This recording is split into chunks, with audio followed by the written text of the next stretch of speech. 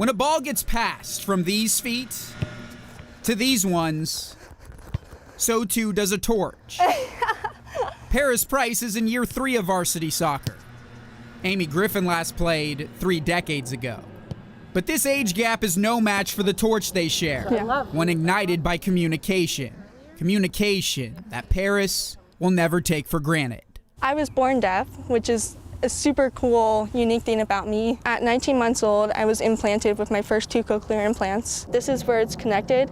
So this is a magnet right here. So all I have to do is just pull off the magnet and then I can't hear you anymore. Paris is 17 years old, yet has experienced a lifetime. Once I got implanted, I went to speech therapy, which helped me learn how to speak and connect with other humans that can hear. One of those connections 1 year ago with Amy. It took about, I don't know, 3 touches of the ball where we said, oh yes. Amy was a longtime assistant women's coach at the University of Washington, and since 2015, the head coach of the U.S. Deaf women's national team.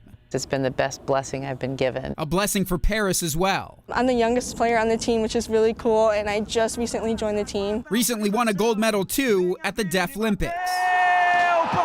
This team has never lost an international match.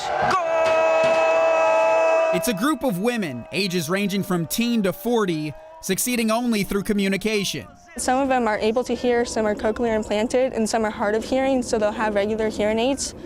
And then there's a couple players that don't hear at all, so they only speak through lip reading and ASL. To watch them work as one is pretty cool. Amy says communication about their success is the next step. There's a lot of deaf and hard of hearing people in the country that aren't represented. She knows the feeling, knows what it's like to watch the world go silent. In China, there were 80,000 people in the stands at the final. We came back home and landed in New York, and there was one person. One person to greet the #1 in the world.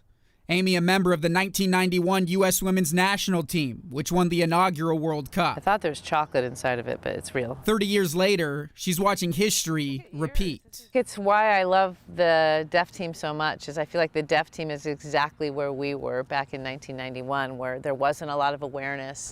But that could be changing. It's where I feel peace, it's where I can find to express myself. All thanks to a trailblazer of the past. How we move forward is by the stories we tell. And the torchbearer of the future. It's truly amazing to know that I found my community. In Bellevue, Jake Garcia, King 5 Sports.